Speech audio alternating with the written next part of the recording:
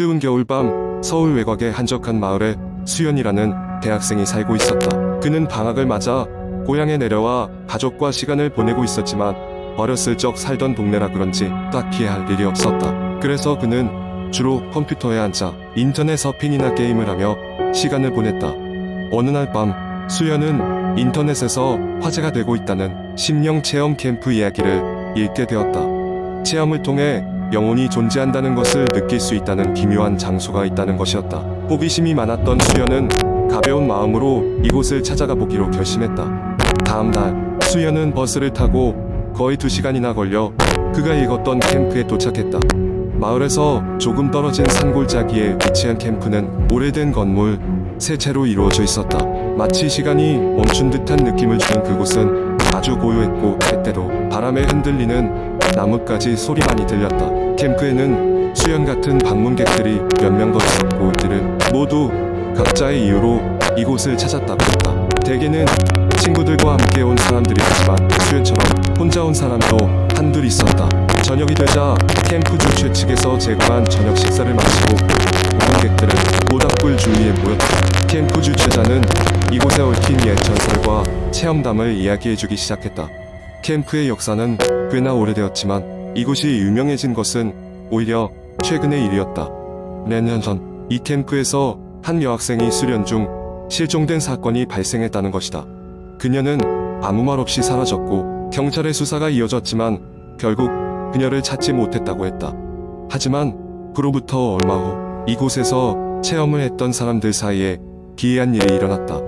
밤만 되면 여학생의 흔적이 나타났다는 것이다. 그녀가 사용했던 것으로 추정된 물건들이 발견되거나 복도에서 여학생의 웃음소리가 들린다는 소문이었다. 수연은 처음에는 그 이야기를 반신반의했지만 이상한 기분이 들기 시작했다. 캠프의 분위기는 차가워졌고 이상할 정도로 짙은 어둠이 주변을 감쌌다. 모닥불이 꺼진 후 방문객들은 개인 숙소로 흩어졌다. 수연은 그날 밤 쉽게 잠에 들지 못했다. 창밖에서 들려오는 알 수 없는 속삭임과 창문을 두드리는 소리에 몸을 웅크린 채 지냈다. 갑자기 방문이 스르륵 열리는 소리가 났다.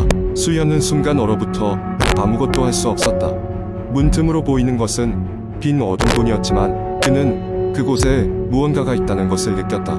그제서야 수연은 무언가가 방 안으로 스며들어오고 있다는 섬뜩한 기운을 느꼈다. 그는 침대에서 몸을 일으키려 했지만 몸은 굳은 듯 움직일 수 없었다. 그때였다. 누군가의 손길이 그의 어깨를 스치는 것을 느꼈다. 차갑고 부드러운 손길이었다. 그는 눈을 질끈 감고 있는 힘껏 그 손을 뿌리치려 했다. 순간 모든 게 사라지고 방은 다시 고요해졌다. 공포로 얼어붙은 수연은 한참을 더 깨어있다가 언제 잠들었는지도 모르게 잠에 빠졌다. 다음날 아침 수연은 짐을 싸고 서둘러 그곳을 떠났다. 다른 방문객들도 하나둘씩 자리를 떠나는 모습이었다. 캠프에서의 기이한 경험은 꿈처럼 비현실적이었지만 결코 잊을 수 없는 기억으로 남았다. 집으로 돌아온 후에도 그는 밤마다 자신을 만졌던 그 차가운 손길을 떠올리곤 했고 섬뜩한 느낌은 쉽게 가시지 않았다. 그 사건 이후 수연은 그 캠프에 다시는 가지 않았다. 그러나 가끔씩 인터넷에서 그곳에 대한 새로운 체험담이 올라올 때면 그는 그때의 공포를 다시금 느끼곤 했다. 그리고 주위를 살피며 방 안에 다른 무언가가 있는지 확인하곤 했다. 그저 이야기에 불과할지도 몰랐던 것이지만 그가 느꼈던 것은 결코 가상이 아니었다. 두 번째 이야기. 오랜 친구들과의 모임에서 알딸딸하게 취한 채 나는 집으로 돌아가는 길에 올랐다. 새벽 2시 도심의 불빛이 하나둘씩 꺼져가고 밤 공기가 서늘하게 느껴졌다. 친구들과의 대화에서 시간이 가는 줄 모르고 있다가 갑자기 시계를 보고서야 집으로 향했다. 가장 빠른 길은 골목길을 지나는 것이었다. 이 골목길은 오래된 아파트 단지 사이로 난 좁은 길로 평소에도 인적이 드물어 고요했다. 거리를 걷고 있는데 술 기운 때문인지 모르게 길이 낯설게 느껴졌다. 주변을 둘러보니 오래된 가로등이 간헐적으로 빛을 내고 있었고 그 아래로 길게 드리운 그림자가 내 발길을 재촉하게 만들었다. 길을 걷다 문득 이상한 소리가 들려왔다. 처음에는 바람 소리인 줄 알았지만 주변이 바람 없는 고요한 밤임을 인지하고 나서 그것이 사람의 신음소리라는 것을 깨달았다. 소리는 어딘가 익숙하면서도 내가 들어본 적 없는 기괴한 소리였다. 소리가 나는 쪽으로 다가가 어두운 골목 구석에 무엇인가가 웅크리고 있었다. 가만히 들여다보니 그것은 어린아이였다. 아이는 머리를 감싸시고 힘겹게 훌쩍이고 있었다. 밤중에 이런 곳에 아이가 있다는 것이 의아했지만 무언가 불안한 기분에 가까이 다가가지 못하고 거리를 두고 말을 걸어보았다. 괜찮니? 왜 여기서 이러고 있어? 아이는 고개를 들지 않고 떨리는 목소리로 답했다. 엄마를 잃어버렸어요. 집에 가야 하는데 길을 잃었어요. 그 말을 듣는 순간 왠지 모르게 불안함이 엄습해왔다. 이런 늦은 시간에 어린아이가 홀로 있을 리가 없다는 생각이 들었고 주위를 다시 한번 둘러보았다. 그러나 골목에는 나 외에는 아무도 없었다. 도와줘야겠다는 생각에 나는 조심스럽게 한 발짝 다가섰다. 아이는 여전히 고개를 들지 않았고 떨리는 목소리로 계속 중얼거리기만 했다. 엄마가 집에 와야 한다고 했어요. 그때 문득 머리카락이 쭈뼛 서는 느낌이 들었다. 아이의 말투가 점차 변화하고 있었다. 그 말은 마치 내가 모르는 무언가에 대한 메시지를 전달하려는 듯한 기묘한 동요를 띠고 있었다. 아이의 목소리는 점점 가늘고 날카로워졌고 나는 본능적으로 한 걸음 뒤로 물러섰다. 그 순간 바람이 부는 듯 주위 공기가 싸늘해졌고 갑자기 가로등 불빛이 깜빡이더니 꺼져버렸다. 어둠 속에서 나는 극도의 불안감에 빠졌다. 아이가 미동도 하지 않고 그 자리에 그대로 앉아있는 것이 보였다. 나는 무슨 일이 벌어지고 있는지 알 수 없었고 공포가 서서히 나를 잠식해갔다. 도망쳐야 한다는 생각이 들었다. 나는 뒤돌아 뛰기 시작했다. 심장이 미친 듯이 뛰었고 숨이 찼다. 어둠 속에서 발이 어디에 닿는지도 모른 채 그저 앞을 향해 달렸다. 얼마 지나지 않아 원래 오던 길이 아닌 다른 곳으로 빠졌다는 것을 깨달았다. 이상하게도 그 골목은 계속해서 같은 곳으로 나를 이끌고 있었다. 낯선 건물과 등장이 끊임없이 반복되었고 끝이 없는 미로에 빠진 것 같은 기분이었다. 목이 말라오고 정신은 점점 혼미해졌다. 그럼에도 불구하고 나는 멈출 수 없었다. 얼마나 달렸는지 모를 시간 동안 나는 점차 기운을 잃어갔다.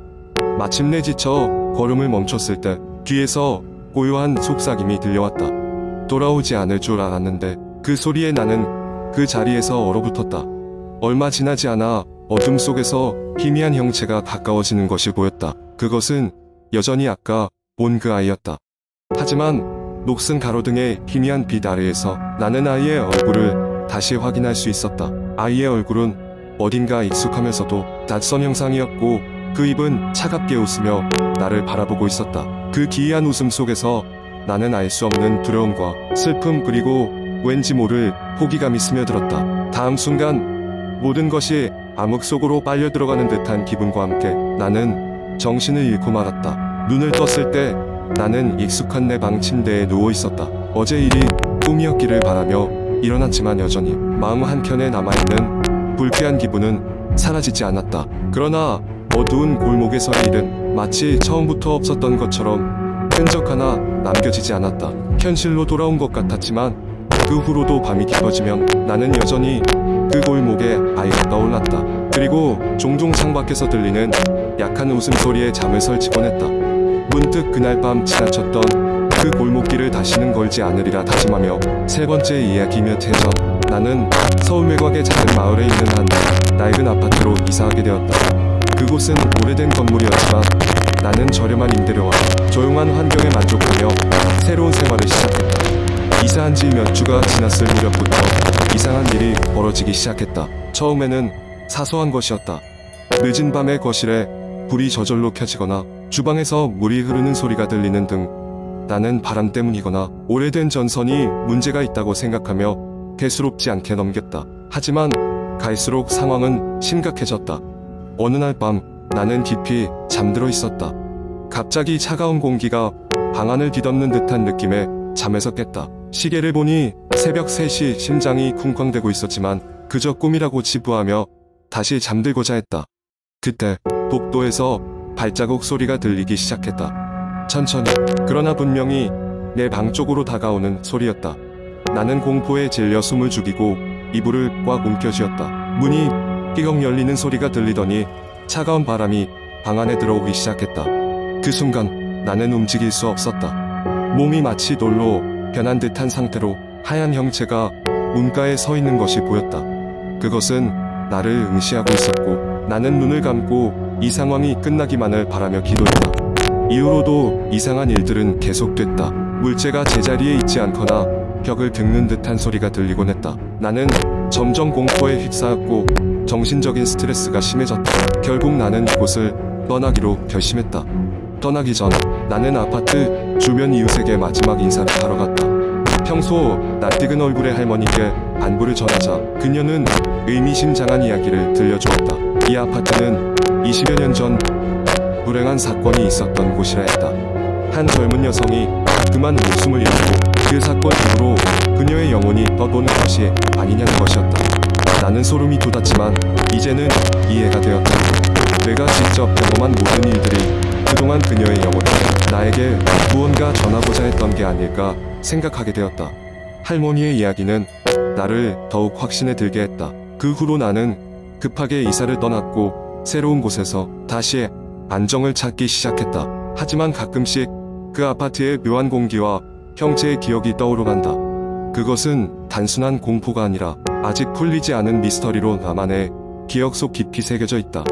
그 아파트는 여전히 그 자리에 있다. 새로운 사람들이 들어와 살고 있지만 가끔씩 그곳에 또 다른 불편한 경험을 했다는 이야기가 들려오곤 한다. 나는 그 이야기를 들을 때마다 한 가지 확신이 든다. 그녀는 아직도 그곳을 떠나지 못하고 있다는 것을.